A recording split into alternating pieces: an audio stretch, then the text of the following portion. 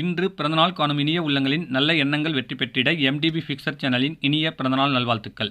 MDBfixer சேனலை இது வரைக்கும் நீங்கள் சப்ஸ்கிரைப் பண்ணாமல் இருந்தீங்கன்னா சப்ஸ்கிரைப் பண்ணுங்கள், லைக் பண்ணுங்கள், ஷேர் பண்ணுங்கள் மற்றும் கமெண்ட்ஸ் பண்ணுங்கள். மறக்காமல் பெல் ஐக்கானை கிளிக் பண்ணி ஆல் கொடுங்க. அப்போ தான் அடுத்தடுத்து போகிற வீடியோ உங்களுக்கு நோட்டிஃபிகேஷனில் வரும்.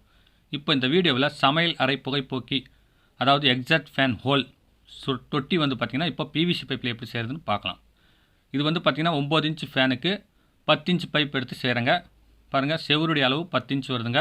அதனால் 15 இன்ச் நீளத்துக்கு 10 இன்ச் பைப் வாங்கி அதில் 10 இன்ச்சில் மார்க் பண்ணி ஆஃப் பைப்புக்கு பார்த்திங்கன்னா அப்படியே கேப் மாதிரி ஓவலாக வருவணுங்க. என்னுடைய சேனலுக்கு இப்போ தான் ஃபஸ்ட்டு வரீங்கன்னா மறக்காமல் சப்ஸ்கிரைப் பண்ணுங்கள். இந்த வீடியோவை ஸ்கிப் பண்ணாமல் பாருங்கள். பிடிச்சிருந்தால் லைக் பண்ணுங்கள், ரொம்ப பிடிச்சிருந்துச்சுன்னா உங்கள் ஃப்ரெண்ட்ஸுங்களுக்கு ஷேர் பண்ணுங்கள். இது பார்த்திங்கன்னா இந்த மாதிரி வருவிக்கணும். சென்டரில் 10 இன்ச்சுக்கு பார்த்திங்கன்னா 3 இன்ச்சு ஸ்ட்ரெயிட் வச்சு அப்படியே அரை பைப்புக்கு இந்த மாதிரி டேப்பர் அடித்து நீங்கள் பார்த்திங்கன்னா மிஷினில் அறுத்துக்கலாம் அல்லது ஆக்ஸா பிளேடில் கூட அறுத்துக்கலாம். ஈஸியாக தான் இருக்கும். இது பார்த்திங்கன்னா கொஞ்சம் குவாலிட்டியான பைப் யூஸ் பண்ணிங்கன்னா லாங் லைஃப் நல்லா இருக்குங்க. இல்லைன்னா கூட இது நல்ல உழைப்பு வருங்க. சிமெண்ட் தொட்டிலெலாம் நீங்கள் செஞ்சிங்கன்னா காலப்போக்கில் அது வெடிப்பு தண்ணி பட்டு அது பார்த்திங்கன்னா விரிச்சல் ஓடி ஒரு மாதிரியாக வெடிப்புட்டு தொங்கிட்டு இருக்கும். இந்த மாதிரி PVC பைப்பை செய்யும்போது நல்ல லைஃப் வருங்க. உங்களுக்கு ஃபினிஷிங் சூப்பராக இருக்கும்.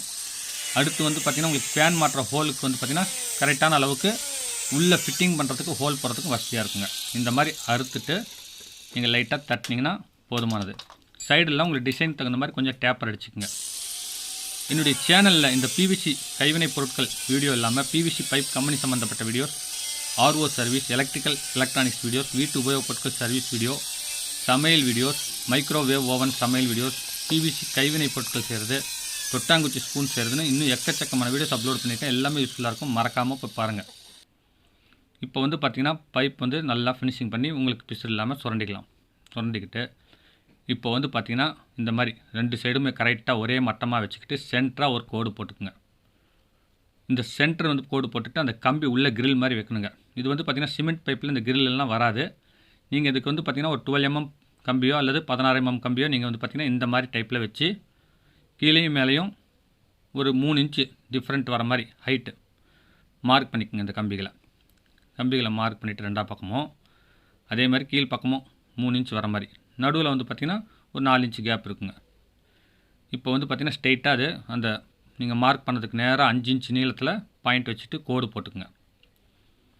மொத்தத்தில் பார்த்திங்கன்னா ஒரே லெவலாக பார்க்குறதுக்கு அழகாக இருக்கணுங்க.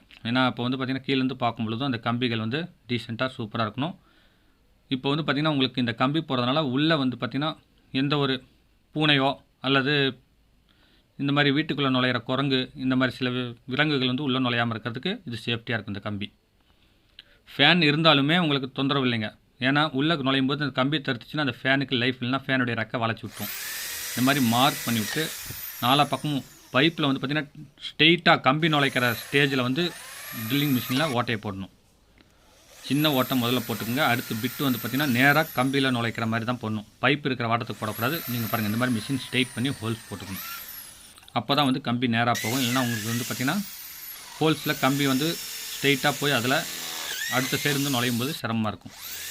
இந்த மாதிரி பார்த்திங்கன்னா நீங்கள் கம்பி நுழைக்கிற ஸ்டேஜில் பைப்பை கிராஸ் பண்ணி இந்த மாதிரி ஸ்டேஜில் ஹோல்ஸ் போட்டுக்கணுங்க. இந்த மாதிரி நீங்கள் 3 கம்பி கூட போட்டுக்கலாம். கூட்டல் மாதிரி யூஸ் பண்ணிக்கலாம். இது பார்த்திங்கன்னா கம்பி ஒரு இன்ச்சு வெளியே 2 பக்கமும் நீட்டிட்டு இருக்கிற மாதிரி நான் பார்த்திங்கன்னா ஒரு 11.5 இன்ச்சில் கம்பியை அறுத்துருக்கேன். டேப்பரில் வரும்பொழுது இது 1.5 இன்ச் நீளமே வெளியே இருக்குது. இந்த மாதிரி தட்டி எடுத்துகிட்டு அடுத்த சைடு 2 கம்பி போட்டுக்கலாம். உங்களுக்கு 3 கம்பி போட்டாலும் நல்லா இருக்குங்க. இதுவே போதுமானது.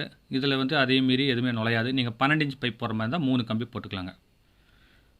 இந்த மாதிரி தட்டி விட்டு டைட்டாக வர மாதிரி நீங்கள் ஃபிக்ஸ் பண்ணிட்டீங்கன்னா உங்களுக்கு அற்புதமாக பார்க்குறதுக்கு சூப்பராக இருக்குங்க. நிறைய வீடுகளுக்கு இந்த மாதிரி நான் செஞ்சு கொடுத்துருக்கேன். அற்புதமாக இருக்குது. பார்க்குறதுக்கும் சூப்பராக இருக்கும். மழை தண்ணியில் எந்த ஒரு சீதோஷ்ண நிலையிலையும் பார்த்திங்கன்னா அது வெடிப்பு வராது. இதே சிமெண்ட் தொட்டியாக இருந்தால் வெடிப்பு வரும். பாருங்கள், இதோடைய அழகே தனிங்க.